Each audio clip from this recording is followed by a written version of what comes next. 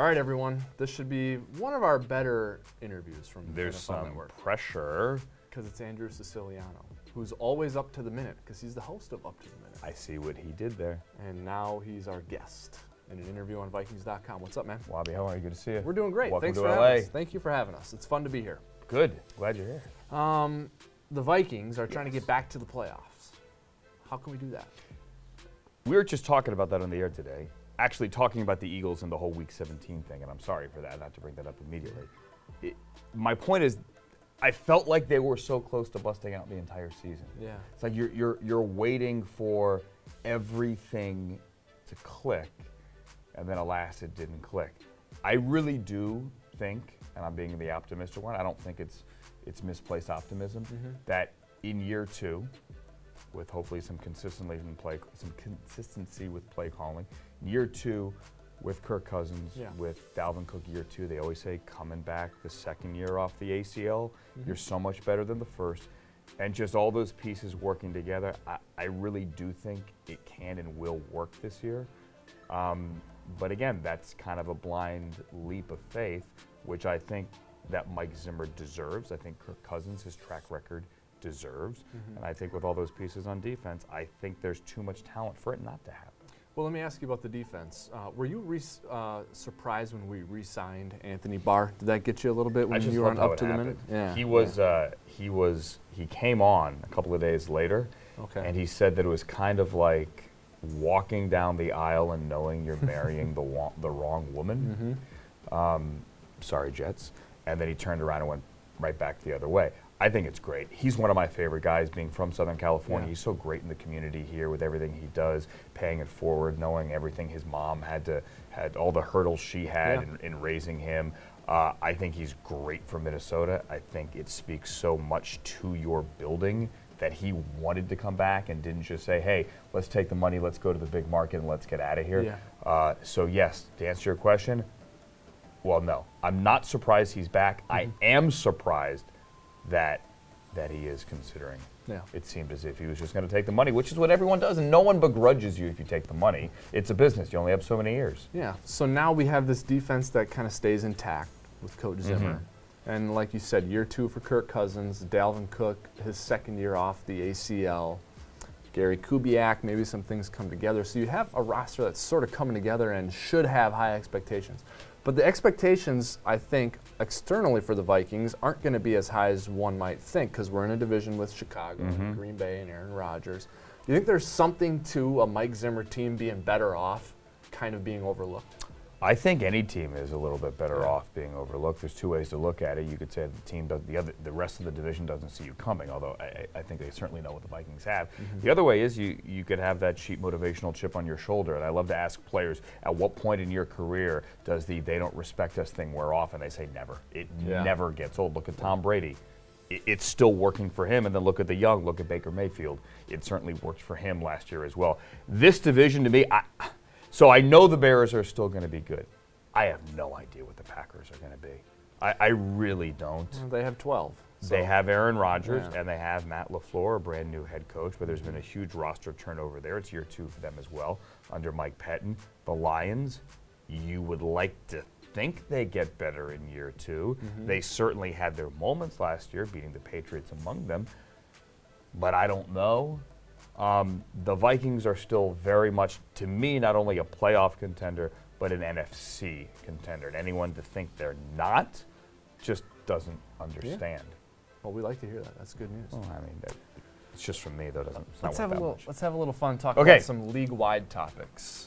Do it. Replay expansion to include offensive and defensive pass interference calls and non-calls. What were your thoughts on that? I never thought it would happen. Being there at the league meeting, I never thought that they would ever get to the point where they could, quote-unquote, put a flag on the field. In other words, flag something that wasn't actually done during the play. Like, I never thought that, for example, they could go to the table and say Zion Williamson actually got hit on the elbow. Now give him 2 shots. Yeah, right. And that's, in essence, what the NFL decided to do. But everyone seems happy with it. I think it's going to be fascinating to see how coaches play it right outside that 2-minute window when it's all going to go upstairs. Do you, for example, on 3rd and let's say 22, just take a shot downfield? Right. And then maybe throw that challenge flag if you don't get the PI, which you think might be there. But I think the other side of that is because you don't get any additional challenges, you still only have those 2, coaches may be hesitant to throw the challenge flag. Sure. I think the big issue becomes in the final 2 minutes, are they going to be quick to stop the game to look at a play in which a flag wasn't thrown? So Kirk Cousins takes the shot, Stephon Diggs can't come up with it.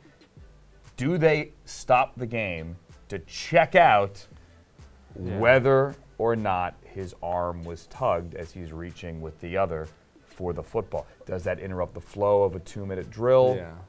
What do you do? Well, I think in the booth, the officials are going to be looking at that. And whether they ask the officials on the field to stop the game or not depends on whether they think it's questionable. Obviously, obviously. But will you see a flag thrown on a play in which, at initial glance, no one decides? Well, it's inside of 2 minutes, right? Maybe the coach wouldn't have thrown the flag. Yeah. The Brandon Cooks play in the end zone of the Super Bowl, they say probably would have been a flag. All right, we talk so much about the NFC Championship game would have been different. What if Brandon Cooks and the Rams are given the ball 1st and goal on the 1? Right. Yeah, I mean, it's fascinating. So now this discussion happens because of what happened in the NFC title game. Sure. It was another NFC title game about a decade ago, the Vikings and the Saints, which went to overtime. Saints get the ball, a PI penalty puts them in field goal range, they kick a field goal, and the rest is history. Vikings don't go to the Super Bowl. That precipitated a change in the overtime procedure to the current format we have now. So my question to you is, what's the best overtime format? Do you like what we have now, or should it be different? I prefer sudden death. The way it used to be? That's just me. Yeah. But I don't mind this system. I'm kind of punting on your answer. I think sudden death works, but I do get the why should a coin toss determine the outcome of the game. So I don't mind how it is now. I don't know that it needs to be changed. Yeah. I know the Chiefs wanted it changed, much using the same logic. They didn't get the ball against the Patriots. People forget, though, the Saints got the ball first. Yeah. Right? And that's right. They had to punt. Yep. The Rams that's right. Eventually go down, and they score. So I'm all for changing it. I honestly wouldn't mind looking at a college system. I think college actually gets it right. Okay, interesting. I'm one of the few people, but I also don't think that will ever happen. No, probably not. It probably feels a little too gimmicky to some people. Kind of like the whole 4th and 15 scenario instead of the onside kick probably felt a little gimmicky to people, but I think that'd be kind of cool. Well, I mean, having done games in the Alliance, now may it rest in peace, I enjoyed it. I enjoyed the 4th and 15 from, they did it from the 25, you had to get it to the, I'm sorry, the 35, get it to the 50. But there are a lot of unanswered questions there. I do think the NFL may get there eventually, but they couldn't get it past last week because, again, let's say you score and then you get it back on the 35 for your onside kick, and let's say you have Josh Allen who can make it to the end zone. Right. So it's almost like make it, take it. You're doubling up. You're scoring twice without the other team getting the ball. Right. The AFL had a rule. I'm sorry. The AAF. Thank you. I actually did work there. The AAF had a rule where you couldn't do the onside kick play when the score you could only do it when you're down 17 or more. Oh wow. Okay. So you couldn't do it down 10 and get the ball back. It was only to come back from extreme deficits. Got it. The NFL had, I think, figured out some parameters for it. I think eventually it might have a chance. Okay. Like your tie, very good. Thank you. I forgot that you guys were here today. This is we got the backdrop behind you. Look at that. Doesn't that look good here? Yeah, we did everything. I mean, you guys invite us in here and we just make it look like our own home. So I hope you don't mind. So stay a while. Well, I think we're going to do that. The weather's nice. Thank you. Appreciate your time, man. Always good to see you. You too.